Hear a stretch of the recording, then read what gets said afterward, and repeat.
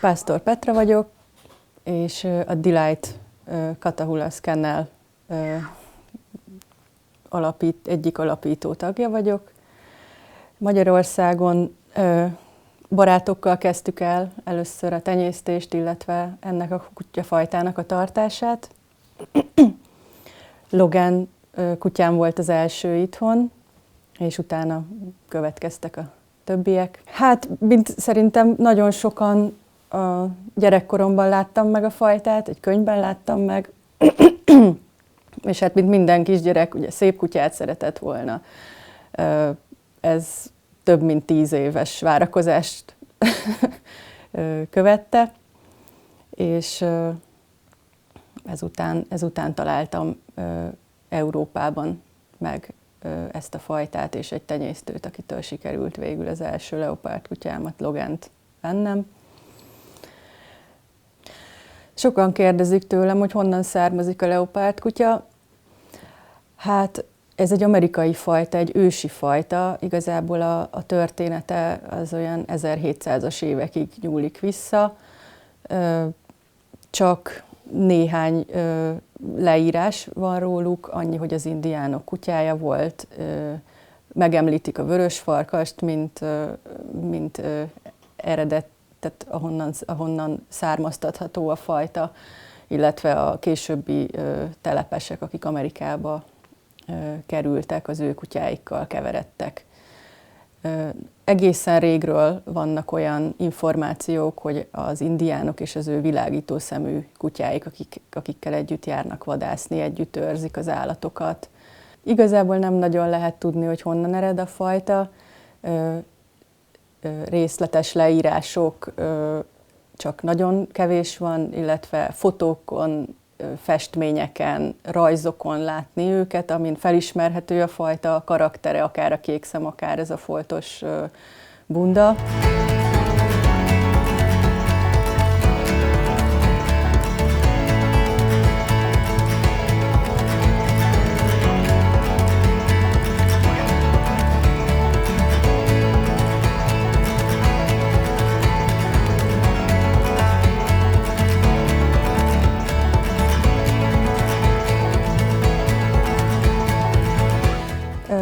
Már az egészen korai leírások vadászkutyaként, illetve kísérőkutyaként említették a leopárd kutyát, jószágok őrzésére használták, egy mindenes kísérő munkakutya volt az indiánok számára is, és funkcióját tekintve keveset változott a mai napig. Tehát nagyon-nagyon jól alkalmas munkakutyának, terelőkutyának, farmra. Amerikában, a hazájában a mai napig ezekre a munkákra használják, és meg is őrizte a fajta az ösztöneit, és ezt mi is nagyon szeretnénk fenntartani a tenyésztésünkben, a párosításokban nagyon odafigyelünk arra, hogy legalább az egyik az élő munkavonal legyen, vagy egy Amerikából származó fedezővel, vagy maga a mama kutya származik a hazájából, és mi is igyekszünk dolgozni a kutyáinkkal, próbáljuk utánozni, amennyire lehetőségeink engedik ezeket a munkákat, amikre a fajta egyáltalán ki lett találva, vagy amit az ősei csináltak. Terelést szoktunk, szarvasmarha terelésre szerencsére van lehetőségünk itt a lakhelyünk közelében. Vannak tagjaink, kennel tagjaink, akik vadásznak, vadászvizsgával is rendelkeznek, aktívan vadásznak, illetve manapság, meg főleg a városközeli tulajdonosok pedig sportra használják, sokszor együtt sportolnak. Nagyon jó sportkutya, nagyon jó partner a sportokban, akár olyan sportokban, ahol ember is részt vesz, tehát canicross, bikering, és agárpályás futást, azt mi is egyébként vagyis mi is minden évben szoktunk menni több agárpályás versenyre. Van néhány elég régóta tenyésztéssel foglalkozó fajta a hazájában, meg főleg Louisiana államban, akik 30-40 éve foglalkoznak ennek a fajtának a nemesítésével, tenyésztésével. Ők mind a munkavonalat preferálják. A küllemre egy kicsit kevésbé figyelnek oda, mint itt Európában. Tehát Európá pozitívumaként azt lehet elmondani, hogy a küllem megtartása, az eredeti kinézet megtartása az nagyon fontos. Jó néhány kennel van, aki a munkára is figyel, és hát aki később leopárdkutyát szeretne, én azt javaslom, hogy olyan helyről válaszol, ahol mind a kettőt előnyben részesítik, és mind a kettőt preferálják, mert az az igazi leopárdkutya, abból akkor kapnak egy olyat, amilyet a felvételeken látnak, amilyet a képeken látnak.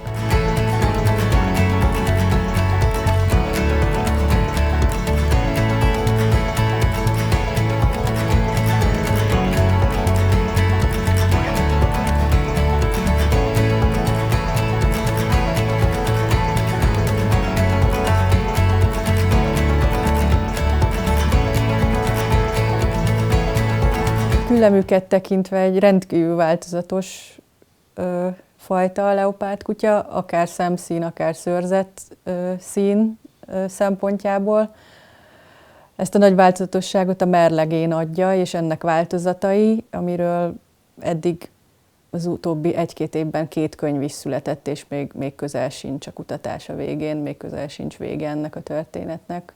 A merlegén, ami a változatosságát okozza, nem teljesen ugyanaz, mint a többi merlegénnel rendelkező fajtánál. Így rendkívül jó kutatási alapanyag. A szőrzet, illetve szemszín, tehát 2 egyformát én a mai napig nem ismerek. Ugye a leopárdkutya arról kapta a nevét igazából erről a foltosságáról. A szemszín a kéktől, a zöldtől, a színtöröttön át a sötétbarnáig bármilyen lehet igazából. Nem lehet ezt behatárolni, hogy milyen fog születni, milyen szemszín fog alakulni a kiskutyáknál. A szülők színe alapján, ami alapján választjuk is a párokat, százalékos arányban lehet megmondani, hogy milyen kiskutyák fognak születni. Ez a százalék ritkán stimmel, de legalább egy megközelítő számot tudunk mondani, akár a gazdiknak, akár magunknak, hogy mit fogunk kapni. Az egyszínű vagy szolid leopárdkutyák, mint ahogy a mostani almunk anyukája is, ők viszonylag ritkábbak. Tehát ha lehet azt mondani, akkor ők számítanak különlegesebbnek a fajtában. A karakterét tekintve a fajta egy elég határozott, domináns személyiséggel rendelkezik. Erős kezű gazdát kíván, viszont nagyon könnyű vele kialakítani egy olyan szoros, szeretetteljes kapcsolatot, aminek következtében egy ilyen teljes együttműködés jön létre.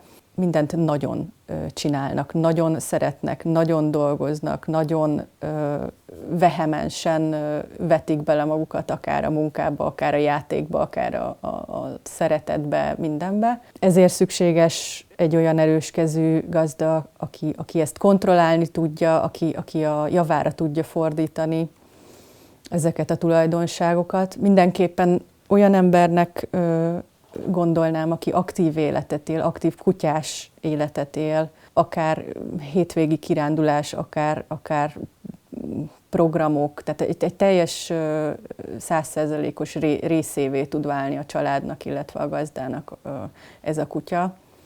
Ha ez nem teljesül, akkor viszont problémák léphetnek fel, tehát akkor unatkozni kezd a kutya, átrendezi a lakást esetleg. Ezeket ebben lehet elkerülni, hogy egy teljes családtagot velük együtt, és együtt éljük ezt a kutyás életet. Van, aki kutyasportokban találja meg ezt, hogy levezessék egymás energiáit, akár amiben rendkívül jó partner nagyon jó vele együtt dolgozni, nagyon jó vele együtt sportolni. Borzasztóan pont a vehemenciája és az agilitása, az ügyessége miatt nem nagyon tudok olyat mondani, amiben nem lenne jó. Ez mondjuk egy olyan bátor feltételezés, mert nyilván van olyan, amiben nem jeleskedik, de mi nagyon sok mindent kipróbáltunk, és nem tudnék olyat mondani, amiben valamelyik leopárdkutyám nem lenne jó. Kezdőkutyásoknak mi maximális segítséget nyújtunk, ha mégis a leopárdkutya mellett döntenek. Én nem szoktam javasolni, de előfordult már, és vannak nagyon nagy sikersztoriaink első leopárdkutyás gazdikkal. Hogyha érzem azt, hogy bizonytalanság van, hogyha nem biztos akár a fajtában, akár abban, hogy kezelni tudja, akkor, ha maga nem látja be, akkor szoktam javasolni, hogy inkább vagy várjunk egy-két évet, egy-két almot, vagy térjünk vagy válasszon egy másik fajtát, aki elsőre könnyebben kezelhető számára. A fajta egészsége szempontjából szerencsére még mindig azt mondhatjuk, hogy az egészségesebb fajták közé tartoznak. A nagytestű fajtákat érintő diszplázia megjelent a fajtánál. Erre a tenyésztők szűrést végeznek 2 éves kor fölött körülbelül, és hát többségük szerencsére a negatív eredménnyel rendelkező kutyákat tenyészti. Élettartamuk szerencsére hosszú, 14-15 éves leopárdkutyát is ismerek, de átlagosan a 13-at mondanám, amíg velünk maradnak. Nagyon az utolsó pillanatig képesek azért elég aktívan létezni. Több ilyet ismerek, akin nem látszik egyáltalán a kor. Én egyik kutyám is 8 éves, de én magam nagyon kevés változást látok rajta szerencsére. Az első leopárdkutyámat 2010-ben vásároltam. Egy jó 3 év eltelt, mire odáig eljutottunk, hogy egyáltalán tenyésztésen kezdünk gondolkodni.